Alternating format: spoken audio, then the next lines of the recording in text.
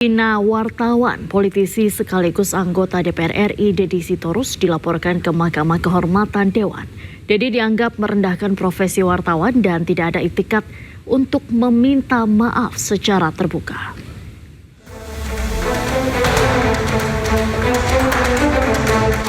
Dalam rapat Komisi 2 DPR RI dengan Mendagri pada Kamis lalu, anggota Komisi 2 DPR RI fraksi PDI Perjuangan Deddy Sitorus mengucapkan kata tentang sirkus yang mengarah ke wartawan.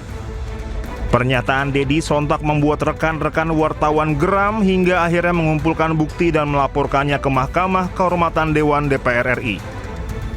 Laporan mengenai dugaan pelanggaran etik ini dilayangkan karena Deddy dinilai tidak ada itikat untuk meminta maaf secara terbuka atas pernyataan wartawan gerombolan sirkus.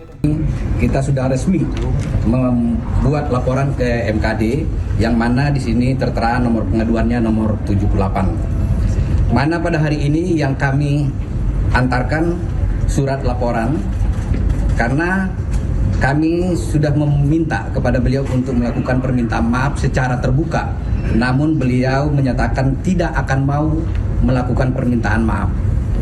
Dan atas dasar itulah maka hari ini kami langsung menempuh untuk melayangkan surat ke MKD untuk berlaporan ke Bapak Deddy Yepri H. Sitorus.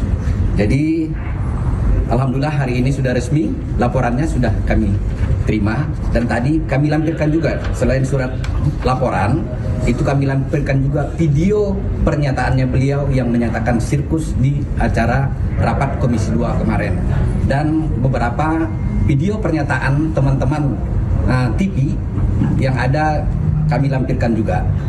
Jadi tadi surat laporan dan keduanya ada flash disk.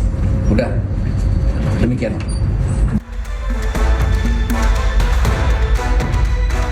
Sebelumnya, Deddy Sitorus sempat menyatakan bahwa saat sidang terlalu ramai dan tidak tertib, kondisi sudah seperti sirkus. Kemudian Deddy juga menyampaikan bahwa agar tolong ditertibkan sudah disediakan di atas, jangan kayak sirkus. Menurut Deddy, pernyataan yang disampaikan bukanlah merujuk kepada wartawan, melainkan kepada situasi yang semrawut.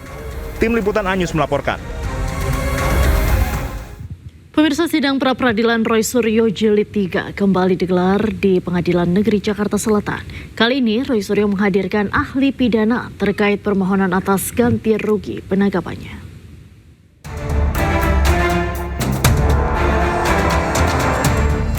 Sidang pra-peradilan Jilid 3 tersangka kasus ijazah Presiden ke-7 Republik Indonesia Joko Widodo, yaitu Roy Suryo, kembali digelar di Pengadilan Negeri Jakarta Selatan pada Jumat pagi. Roy Suryo kali ini mengajukan pra-peradilan dengan menggugat Polda Metro Jaya untuk mengganti rugi sebesar 206 juta rupiah. Rincian gugatan yaitu ganti rugi material senilai 106 juta rupiah dan ganti rugi imaterial senilai 100 juta rupiah. Dalam agenda sidang hari ini, Roy menghadirkan ahli pidana yaitu Didit Wijayanto Wijaya. Menurutnya, Didit akan memberikan pandangan terkait kesesuaian permohonan ganti rugi dengan ketentuan dalam KUHP. Pergantian atau soal misalnya ganti rugi itu apakah berkesesuaian dengan KUHP yang baru ya gitu, karena KUHP yang baru kalau saya tidak salah di pasal 173 itu ada ya gitu, dan nanti beliau akan Pemirsa, Presiden ke-7 Republik Indonesia Joko Widodo berangkat ke Nusa Tenggara Timur dari Bandara Adi Sumarmo Solo Jumat pagi. Jokowi dijadwalkan melakukan kunjungan ke Provinsi Nusa Tenggara Timur selama 4 hari, mulai 31 Juli hingga 3 Agustus 2026. Joko Widodo akan datangi 2 kota, yaitu di daerah Kota Kupang dan Kabupaten Kupang. Jokowi menyampaikan kegiatan di Kupang berisi sejumlah agenda yang menyentuh sektor ekonomi, kemasyarakatan, politik, hingga pertemuan bersama relawan.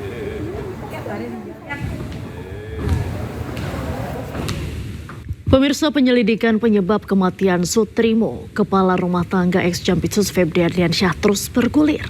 Polda Metro Jaya telah memeriksa 5 orang saksi dan berencana memanggil dokter yang terakhir kali memeriksa kondisi Sutrimo.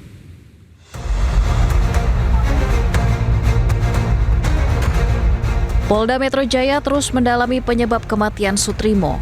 mulai dari melakukan olah TKP, menelusuri CCTV, menyita sejumlah barang bukti, hingga memeriksa sejumlah saksi.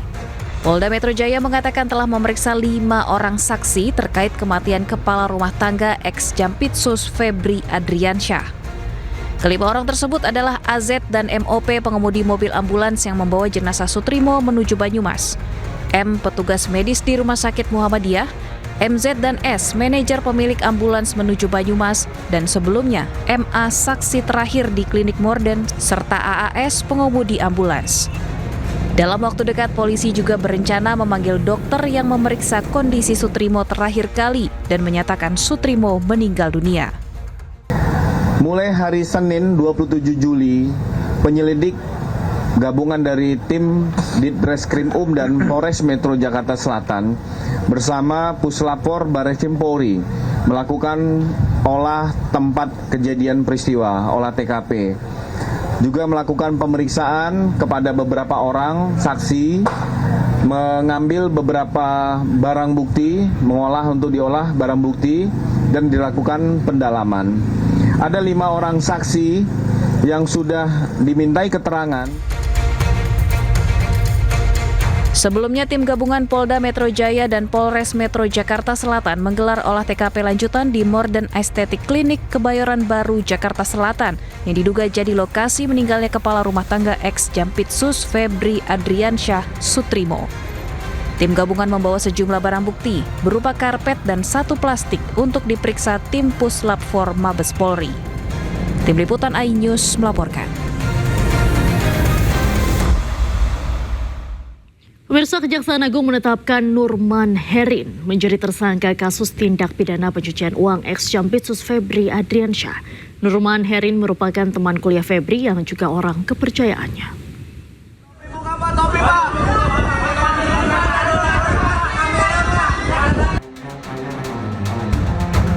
Tim 9 Kejaksaan Agung menetapkan Nurman Herin sebagai tersangka dalam kasus tindak pidana pencucian uang yang juga melibatkan mantan Jampitsus Febri Adriansyah.